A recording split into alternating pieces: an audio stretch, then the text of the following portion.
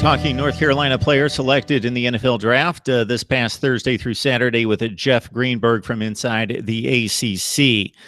We talked earlier, Jeff, about the juxtaposition that we find players in related to their star quality in college versus what we expect versus what the scouts and the results say once the process is evaluated and the players are evaluated.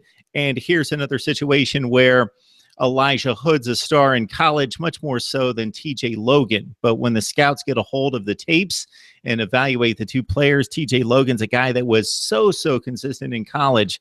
So I know that you know these numbers, but it was just an eye-opener to me to again see, and I already knew this, but to get myself reacquainted with the statistics here, where he ran for 533 yards as a freshman, then 582, then 400, then 650. So he was never one of those guys that stepped on campus and had to sit and then develop, and then he had a really big junior or senior season. He was consistent throughout. He gained 5 to 6 yards per carry every season and finished with 29 catches this past season. So TJ Logan, a guy who proved very valuable, and the Arizona Cardinals select him in round number 5. Yeah, I think when you look at Logan, he had an unbelievable end to his junior year and a great senior year.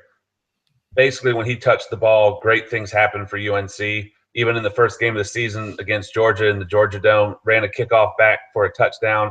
I think Mel Kiper talked about him a lot today from a kick return situation where him and McShay were talking about that extra gear he can kick in. He's a guy that he's a one cut and go, and he can motor.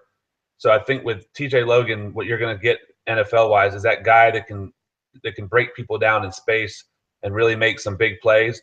I really like the situation he's going to in Arizona. When you look at their running back roster, they've got 4 guys on the roster right now, and beyond the first guy and maybe the second, I think he's got a great chance to fit in as that kind of do-it-all type back to complement the starter and really get some time in there, get some special teams work in.